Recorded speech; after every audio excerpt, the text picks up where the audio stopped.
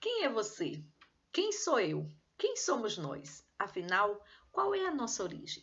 De onde vem a nossa história? Até que ponto compreendemos de fato quem somos? Somos de fato quem pensamos que somos? E em se tratando de educação quilombola, nós temos aí um breve histórico de discussão de educação quilombola no nosso território brasileiro, haja vista, embora nós somos, desde aqui, quando os portugueses chegaram, os nossos ancestrais eles já vieram juntos, sendo escravizados, né? Trabalhar no serviço forçado, essa história que vocês já conhecem, e que, portanto, ainda assim, ao longo dos anos, não se pensou em uma educação escolar voltada para os povos afrodescendentes. É óbvio que quando os portugueses aqui vieram, eles já encontraram os índios, eles catequizavam os índios, era uma educação, mas uma educação, é claro, pensada na perspectiva europeia, mas até então existia escola para os índios, diferentemente da situação do homem negro, do homem africano, não se tinha em nenhum momento pensado em uma educação para esses povos, né, para os nossos ancestrais. E aí, ao longo da história, vamos percebendo que, mesmo que estejamos no mesmo espaço, homem negro e índio, o índio ele era catequizado, como eu disse, ainda que em uma perspectiva de educação europeia, mas se pensava em educar os índios, diferentemente do negro que não se tinha, até porque o serviço braçal, o negro, o serviço que ele era obrigado a fazer, não necessitava de um entendimento cognitivo psicológico diferente daquilo que se pensava de educação. Então, a nós negros sempre foi negada essa educação. Isso não significa dizer que o índio não for escravizado, ele foi escravizado sim, ele foi domesticado aos modos da cultura europeia, mas comparando a educação escolar ofertada para o índio e ofertada para o negro, nós sabemos que para o negro nunca se teve essa oportunidade de estudos. E aí, hoje, nós sabemos que a grande parte da população brasileira é uma população de origem negra, afrodescendente, e nós, hoje, precisamos pensar mais que nunca, né, onde estamos, em que espaço é esse, né, nesse contexto brasileiro que nós estamos, a história que nós temos e quem somos de fato. Será que nós somos aquilo que achamos que somos? Como é que nós, enquanto educação, estamos contribuindo para mantermos viva a memória do nosso povo, eu digo nosso povo porque eu sou afrodescendente, né? E quando se trata de educação quilombola, o que nós entendemos por educação quilombola? O que nós entendemos por quilombo?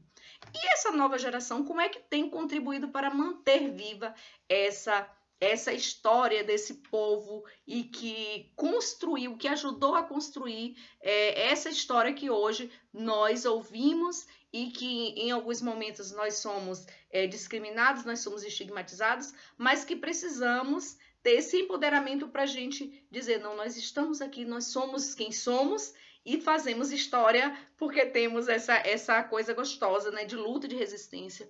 E que por mais que nós tivemos os nossos antepassados, os nossos ancestrais, que passaram por muitas lutas para que hoje nós estivéssemos aqui e com uma suposta liberdade, mas que essa história, ela tem um contexto muito bonito, ela tem um contexto de muita luta, de muita resistência, e isso precisa ser perpassado de geração para geração. É interessante enfatizar que até 100 anos após a assinatura da Lei Áurea, que libertou os escravizados, e aí uma coisa que a gente precisa entender, nós não éramos escravos, nós éramos escravizados aqui no Brasil, os quilombos eles eram considerados locais com grandes concentrações de negros que se rebelaram contra o regime colonial da época. Então, esse espaço de quilombo era, de fato, o lugar onde os nossos ancestrais eles se refugiavam mediante as condições que viviam na escravidão.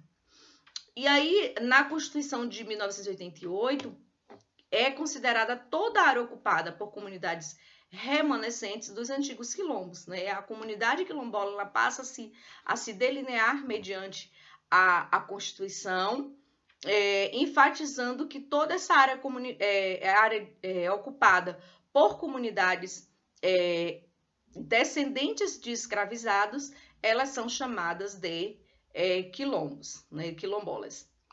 E aí há uma relação muito grande no que diz respeito às comunidades quilombolas e frente à terra.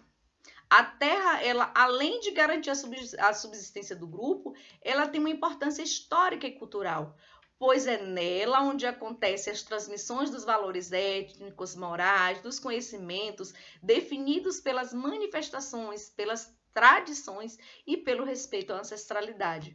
Observe que a terra aí ela não entra simplesmente como um espaço de território na perspectiva somente de garantir a subsistência do nosso povo.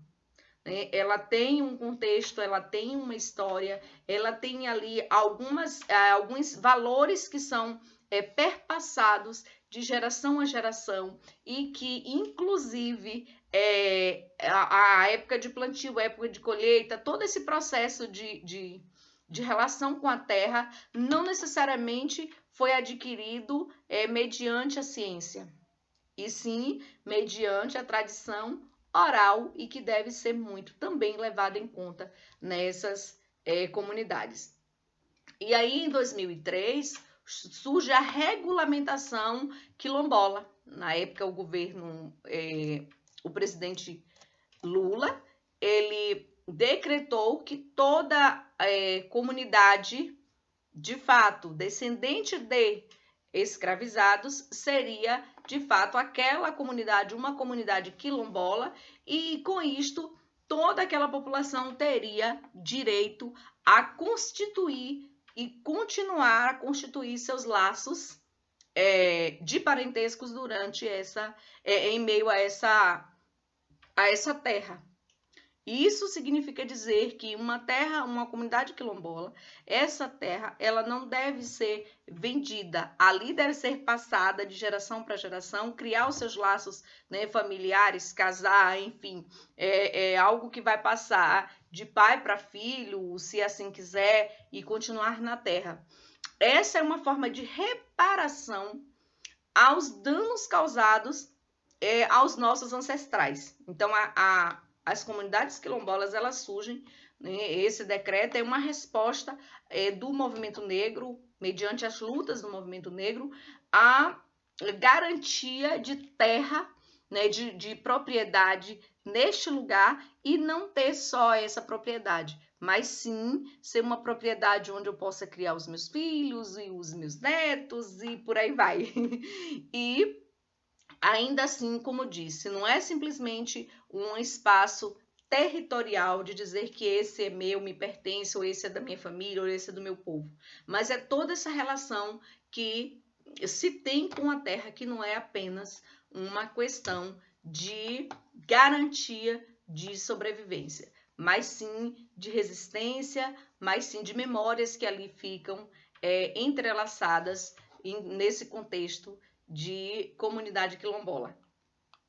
Os quilombolas, eles eram aqueles que habitavam os quilombos, e aí eu já falei algumas ainda há pouco, né? Ou seja, os ex-escravos que são de origem africana, que conseguiam fugir das suas fazendas e engenho e buscavam moradia exatamente nos quilombos, como eu falei anteriormente. Então, era um espaço onde os nossos ancestrais eles conseguiam ainda uma suposta liberdade. E ser quilombola é uma missão. É uma missão porque é necessário dedicar e manter vivas tradições históricas e culturais, preservar as terras dos ancestrais, né, que foram deixadas diante de todo o trabalho pelos nossos ancestrais. E imagine que luta num país sem memória e onde o meio ambiente ele é tratado com descaso. A nossa luta enquanto ser quilombola que somos, eu digo ser porque eu me considero, vai muito além de simplesmente uma demarcação, uma disputa territorial.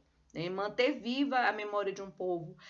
O que para talvez para uma pessoa ou para um antropólogo, ele chegar em uma comunidade quilombola e ver uma árvore, né? Ou até mesmo também numa comunidade indígena, ele vê uma árvore ali, naquela comunidade ou próximo a ela, ali talvez para ele seria um objeto de estudo especificamente do trabalho dele, né? No caso da comunidade quilombola e também da comunidade indígena, ali não é só uma árvore, ali tem uma história. Ali tem várias situações que podem ser que naquela própria árvore já tínhamos como se fosse a esquina da rua, como se nós indicássemos em algum momento a se fazer alguma coisa e dizer, olha, nós nos encontraremos ali embaixo da árvore, que seja do pé de jabuticabeira, que seja, né, do pé de gameleira, não sei, alguma árvore, né? E aí eu falo aqui um exemplo prático. Então não seria simplesmente uma árvore qualquer, como ao nosso olhar, grosso modo, poderia ser. Então, essa relação com a terra, ela vai muito além daquilo que a gente vê e que não é só aquilo, porque cada coisa, de cada canto, de cada comunidade, existe uma história por trás daquilo que se tem. E aí, a gente, enquanto escola, precisa pensar como é que a gente está se organizando para fortalecer a educação quilombola e a educação escolar quilombola. Né? É importante enfatizar que a educação quilombola é essa que é passada de geração para geração, sem necessariamente a escola transmitir. Mas a educação escolar quilombola, a escola precisa garantir. E ela não precisa garantir somente os conhecimentos das ciências, ela precisa entrelaçar os conhecimentos que a ciência traz e mais esses valores que precisam ser garantidos em uma comunidade e, sobretudo, em uma comunidade quilombola. Os valores, aquilo que é importante para a comunidade, né? No que diz respeito à cultura, no que diz respeito à história, à tradição oral, ela precisa ser garantida. Né? Então, é preciso pensar uma construção de indicadores que possibilitam, de forma mais inclusiva, tratar de história e de cultura, os seus saberes, os seus modos de ver e se organizar. E isso perpassa por uma elaboração de um currículo que garanta essa transição de história e de cultura, de saberes e de fazeres entrelaçados com os conteúdos escolares que não estão distantes. Até porque os livros, eles não trazem a história contada pelo homem negro. Ela traz a história, né? Eles trazem a história contada pelo homem branco. Então, a gente não vai ver falando coisas da nossa população negra como se a gente fosse, de fato, um marco histórico. Não vai ver. Certamente, a gente vai estar muito distante daquilo que a gente espera. E aí nós precisamos de um currículo escolar que trate de forma honesta a vida dessas comunidades quilombolas, que trate as suas manifestações, as suas lutas, as suas participações nesse contexto de construção da identidade do povo brasileiro. Não existe um só povo, existem povos e que fizeram e que estão constituindo, que constituíram uma nação chamada a nação brasileira. Então, essa efetivação de direitos, ela precisa ser garantida. O fortalecimento da identidade. Nós precisamos cada vez mais fortalecer a identidade do nosso povo negro, do nosso povo quilombola. Chegar em uma comunidade quilombola e ver que grande parte da população não se identifica como quilombola é muito triste. Por quê? Porque é uma negação da sua identidade. Negar a identidade, a gente sabe que ao longo dos anos, ao longo da história, nós ouvíamos falar do negro de uma forma inferior. E isso fez com que vários de nós negássemos a nossa identidade. Né? Então, nós precisamos pensar em uma educação antirracista, em uma educação que venha a fortalecer a identidade, para que os nossos alunos, para que as nossas comunidades quilombolas, elas tenham o prazer de dizer que é de comunidade quilombola, que é negro, que é afrodescendente e que assume e buscar pelos seus direitos. E aí, às vezes, a gente se depara em indagações acerca das cotas. Né? Eu falei em um outro momento que as cotas elas existem exatamente porque existe uma inferioridade no que diz respeito ao trato conosco afrodescendentes. Então, se existe ainda essa diferença, essa discriminação conosco, é óbvio que ainda vai existir cota à medida que as pessoas elas não entendem que todos somos agentes de direitos e de deveres. Quando a gente entende que todos nós temos direitos e temos deveres, a gente vai perceber que não vai haver necessidade de cotas, mas para isso precisa ser garantia de direitos para todos, e não apenas para uma pequena parcela da sociedade. Então, é importante que a gente pense, que a gente discuta sobre isso, por quê? Porque às vezes nós fazemos críticas, mas nós não fazemos uma reflexão diante disso. Por que existem as cotas? Por que precisa ter um percentual em vagas de trabalho ou vagas de cursos mesmo de mestrado, de doutorado, enfim. Há X para a população negra, X para a população... Então, por que esse percentual? Exatamente porque ainda falta aquilo que nós ouvimos tanto falar, de equidade, de igualdade de direitos, mas isso está muito distante de acontecer. Então, a educação quilombola ela precisa pensar nessa perspectiva de educação antirracista, fortalecer a cultura tradicional, fortalecer a identidade, o ser quilombola. Nós precisamos entender, antes de mais nada, o que é esse ser quilombola e precisamos, de fato, ensinar cada vez maior e melhor a relação que a gente precisa ter com as comunidades. E a educação quilombola ela está pautada na resolução do Conselho Nacional de Educação, a Câmara de Educação Básica, número 8 de 2012, e a resolução do Conselho Estadual de Educação, de número 68, de 2013. Então, ambas as resoluções, a nacional, ela dá o embasamento para a estadual, e agora nós estamos delineando as diretrizes curriculares para os municípios com base nessas resoluções. Então, é importante nós pensarmos nesse momento para quem se destina essa educação escolar quilombola.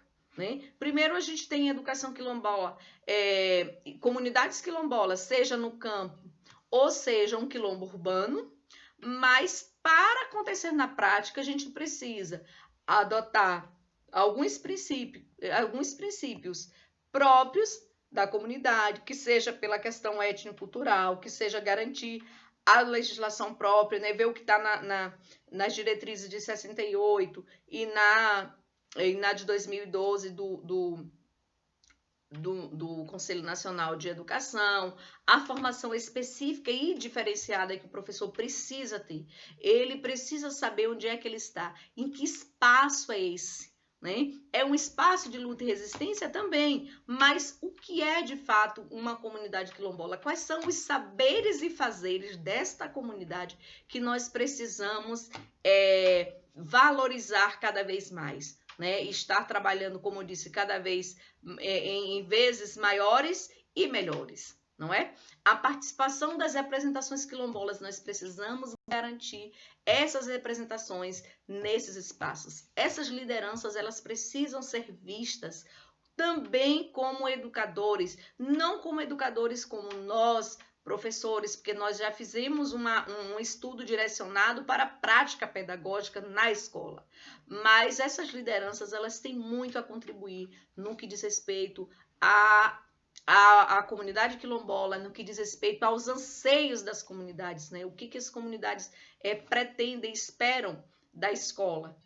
Então, garantir a formação tanto do professor quanto à participação dessas representações nesses espaços de discussão. A comunidade precisa entender o que está sendo discutido nessas formações.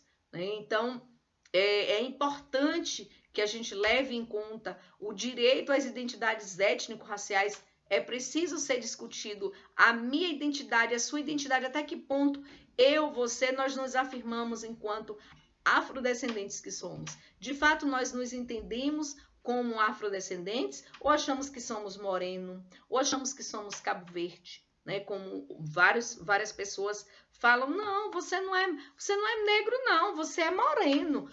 Olha, a gente precisa saber, né? Até que ponto existe de fato esse moreno, né? Então, o direito às identidades étnico-raciais, das discussões, e isso não se trata de discutir apenas em comunidades quilombolas. Nós vemos que a Lei 10.639 de 2003, ela vem trazendo a obrigatoriedade das escolas trabalharem o estudo das relações étnico-raciais, a história da cultura afro-brasileira precisa ser garantida. Né? Mas até que ponto as escolas, em linhas gerais, que eu não estou falando especificamente agora do ensino nas comunidades quilombolas, mas até que ponto as escolas das nossas redes, elas estão trabalhando no que diz respeito à Lei 10.639. E quando vem a 11.645 de 2008, que fala, além de educação, da história da cultura afro-brasileira e indígena. Né? Até que ponto nós discutimos as contribuições dos índios na nossa formação, né? Nos nossos costumes, na nossa vivência que nós temos. Então, a escola ela precisa abrir esses espaços, ela precisa dialogar nos seus currículos para que ela venha garantir ao que está posto lá, tanto no que diz respeito à educação para o ensino da história da cultura afro-brasileira, quanto a história da cultura indígena. Então, o direito à territorialidade, a importância da gente discutir como é que se faz para se ter uma certificação quilombola. É qualquer comunidade? Afinal de contas, o que faz com que essa comunidade ela se torne ou ela seja certificada uma comunidade quilombola? Né? O direito à história daquele sujeito que vive na comunidade e a sua ancestralidade. Né? Como eu falei, quem somos nós? Quando eu pergunto quem somos nós, ou seja, quem é a minha raiz, né? As minhas raízes estão aonde? E aí, às vezes, a gente vê alguém de pele clara e diz, não, esse aqui não é, né, não é negro. Quando nós vamos olhar as nossas raízes, né? As raízes dessa pessoa, certamente, elas são raízes oriundas de povos afrodescendentes. Então, a gente ter essa discussão, né? A história do nosso povo, como é que ela foi, como é que ela se deu, como é que ela se dá, como é que esse aluno ele vai ter essa ideia de pertença, de identidade, se nós não colocarmos na prática, na nossa vida, que nós nos assumimos enquanto identidade afro-brasileira, como é que nós vamos fazer com que esse aluno, com que esse sujeito que está na comunidade, que às vezes ele nega a sua identidade, exatamente pelo fato da ignorância dele não achar e pela história que nós já vivenciamos ao longo dos anos, que ser preto era uma coisa simplesmente muito ruim. Que sejam os ditados, que sejam as formas de tratar o homem negro, né, afrodescendente, na nossa sociedade, que ela é excludente. Nós já sabemos disso e isso já foi discutido em outros momentos. Né? Então, pensar na perspectiva da fundamentação da memória baseada nas realidades das comunidades quilombolas. Né? O que a comunidade entende como relevante para perpassar de geração para geração. E aí, quando morre uma pessoa idosa, uma pessoa com muito conhecimento em uma comunidade quilombola, porque uma pessoa idosa, ela sabe de muita coisa, não é? Então, imagine que em uma comunidade quilombola, quando morre um idoso, morre ali a memória de um povo. Morrem ali vários conhecimentos que talvez ninguém daquela comunidade, ninguém daquela família se preocupou em aprender para poder ensinar para os seus filhos e para os filhos dos seus filhos, ou seja, passar de geração para geração, não é? Então, são situações que a gente precisa também enfatizar. Essa memória que deve ser passada de geração para geração, ela de fato está acontecendo, né? Os modos de ser e de viver dessa comunidade, eles continuam vivos ou eles se perderam no caminho? O combate às desigualdades regionais, às desigualdades locais, eles precisam também acontecer.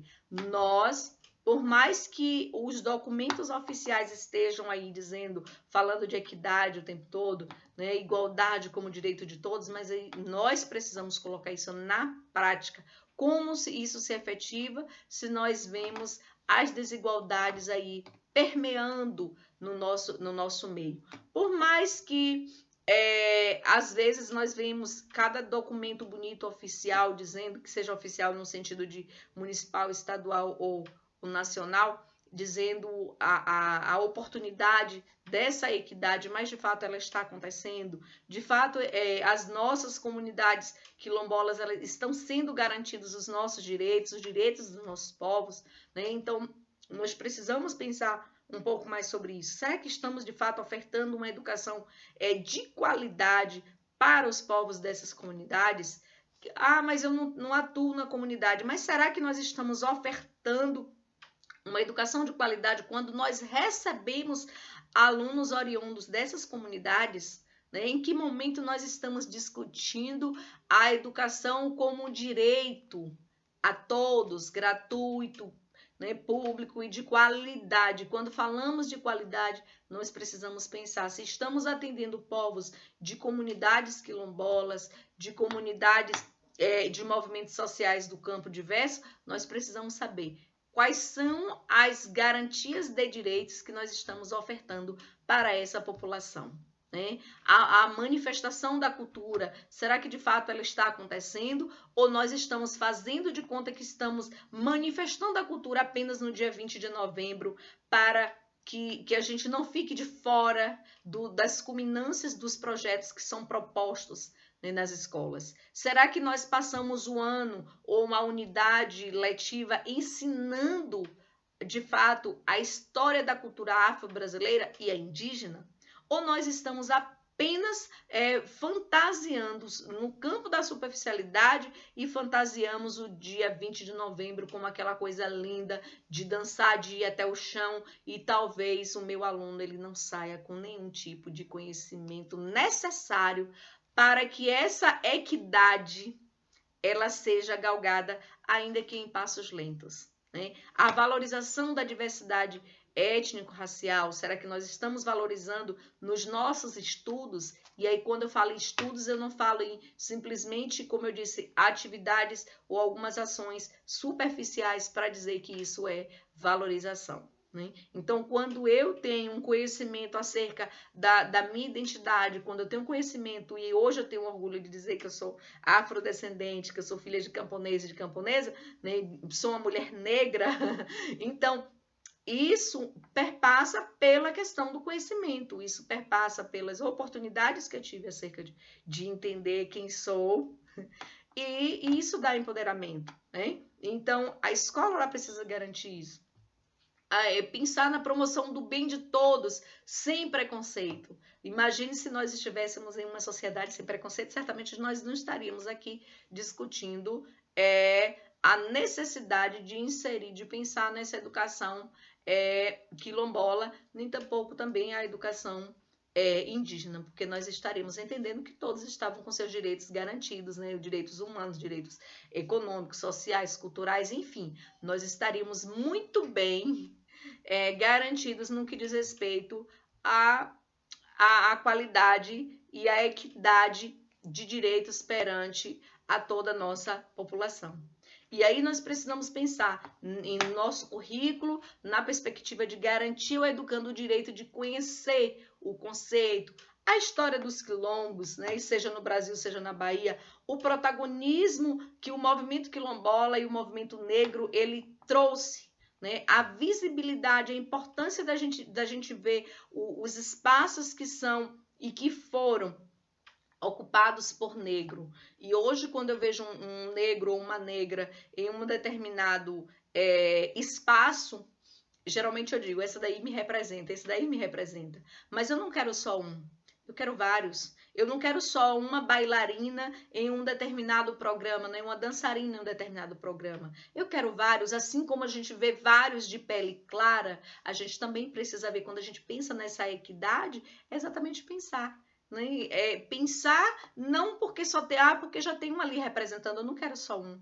Porque se o direito é para todos, não é pela cor da minha pele, não é pelos meus cachinhos dos meus cabelos, não é pela minha boca, pelo meu nariz, que talvez não tenha os traços de europeu, mas Mas eu preciso pensar nessa perspectiva de se eu tenho competência, se eu tenho como estar nesses espaços, adentrar esses espaços, por que não ir? Né? Como é que eu vou explicar para minha filha que ela não pode ter seguir um patamar mais elevado pelo fato da cor da pele dela? E que, infelizmente, a nossa realidade hoje ainda é uma realidade excludente, né? Então, pensar na implementação da relação, do estudo da educação das relações étnico-raciais e o ensino da história e da cultura do nosso povo e também dos povos indígenas, não é? É considerar a liberdade religiosa também como um princípio jurídico, político, pedagógico, enfim, atuando de forma a superar preconceitos. E aí, quando a gente fala de religião, é aquele Deus nos acuda, né? Porque cada um vai dizer que a sua é melhor. Mas aí a gente precisa entender onde é que nós estamos, né? Quem somos? Olha a pergunta inicial. E tudo perpassa pelo respeito. Se eu respeito a sua religião, certamente você precisa respeitar a minha. Se eu não respeito a sua religião, você precisa me ensinar o respeito. Tudo perpassa pelo respeito. Você pode não concordar, eu posso não concordar, mas é preciso haver o respeito. E quando isso acontece, a gente consegue dialogar sem um ter que dar alfinetada no outro. Né? Então, pensar na educação quilombola é ir para além daquilo que a gente vê, que a gente acha que seria o correto, até porque o que é correto para mim não significa dizer que seja correto para você. Porém, eu preciso te respeitar e você me respeitar. E a gente vive muito bem, obrigada. Né? Esses saberes e fazeres que a educação quilombola ela precisa garantir. Né? E aí, quando eu falo educação escolar quilombola, ela precisa garantir. A escola precisa, independente dela, seja numa escola, em um espaço de comunidade quilombola, seja uma escola da cidade, seja ela qual for. Hoje, desde 2003, já era obrigatório a escola trabalhar o ensino da história e cultura afro-brasileira e indígena. Né? Independente ela sendo escola quilombola ou não, ela precisa trabalhar a história do nosso povo. Né? O que nós precisamos fazer, e aí tem coisas que eu costumo dizer que não custa dinheiro, custa boa vontade, custa conhecimento, custa resistência, porque nós não podemos esquecer que estamos indo de encontro a um sistema e que está aí dizendo que não existe povo diferente, que existe um povo brasileiro, somente. E que as modalidades de preferência que não se discuta, mas nós precisamos sinalizar e precisamos avançar no que diz respeito a essa luta e resistência que nós precisamos ter e adentrar nesses espaços e falar por que nós precisamos discutir a história do nosso povo, a história do povo indígena, as contribuições, os percalços que nós superamos, que nós enfrentamos para superar tudo isso e estarmos aqui continuando resistindo. Ainda que, por mais que nós em alguns momentos nós falamos que não deveria existir cota, eu mesmo eu não vejo por aí, eu vejo que a gente precisa gritar, alguém precisa dizer que não está bom e que eu tô aqui, eu existo. Então, a cota ela é nesse sentido. Mas o preconceito eu preciso superar, e eu já superei várias situações. Então, quando às vezes alguma pessoa ou alguém diz que não existe preconceito, que não há necessidade de cotas, eu estou negando a minha identidade. Eu estou negando que eu já sofri preconceito. Talvez você já tenha sofrido preconceito por conta da sua cor, por conta de algum aspecto seu, que não é só a cor, por conta de algum aspecto seu e que te diz a tua identidade.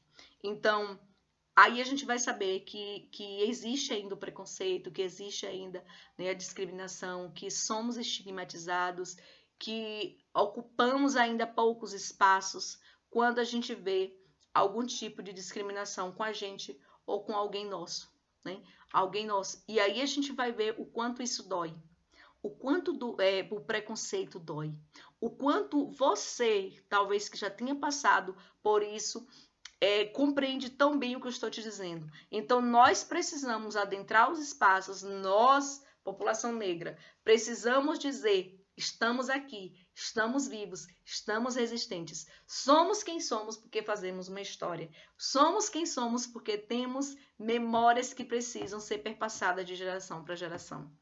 E aí, quando a gente pensa nessa perspectiva de dirimir as diferenças, a gente pensa em uma melhor, dá uma expectativa de dias melhores, dá uma expectativa de ensinar diferente para minha futura geração, para minha filha, para o meu filho, para os meus netos que já estão aí, e a gente pensar em, de fato, fazer com que hoje, a partir de então, a partir dessa discussão que está sendo feita agora em cada canto de cada município, seja de fato algo que venha fazer com que eleve a qualidade da educação. E quando se trata desses espaços quilombolas, a gente precisa ter todo o carinho e atenção. A gente precisa pensar nas nossas lideranças, a gente precisa pensar nos nossos meninos e meninas que estão aí, que talvez aspectos da cultura que eles sequer conhecem, né, dessa cultura local, que não valorizam. E não valorizam por quê? Porque não foi lhe passado a importância de manter viva essa história, de manter viva essa memória. A importância da identidade negra, de você se assumir enquanto negro, enquanto negra, de você mostrar a outra parte da história que não é contada nos livros, que não foi contada talvez por ninguém, porque até então, ser preto, a gente sempre ouvia que era quando o preto só era gente quando estava no banheiro, né? Que a coisa está preta e a coisa está preta é quando a coisa está difícil. Ou seja, ser preto nós aprendemos historicamente que era uma coisa ruim. Então eu não vou querer ter uma coisa ruim. Só que aí a gente precisa mostrar a outra face da história, não é? O mesmo sangue que corre na minha veia negra corre na veia de você branco, de você mestiço, de você talvez que não queira se identificar enquanto afrodescendente que é, não é? Então, quando nós pensamos que somos agentes de transformação, agentes que podemos mudar as concepções na história daquela comunidade, né? Nós, enquanto professores, precisamos ser esses agentes de transformações. E quando nós pensamos nisso, nós pensamos que há sim possibilidade de fazermos mais e melhor. Nós precisamos adentrar a nossa escola, observando que toda aquela nossa população, certamente o nosso público que nós temos ali, temos públicos de várias realidades e que quando a gente vai ver o nosso público brasileiro, né, o Gabriel Pensador ele já disse que branco no Brasil é difícil, porque no Brasil somos todos mestiços. Né? Então, quando nós vamos ver a história que nós temos, as concepções que nós temos desses povos que nós nos formamos, a gente vai ver que a gente precisa avançar muito mais, ok? Forte abraço, beijo para todos, bons estudos!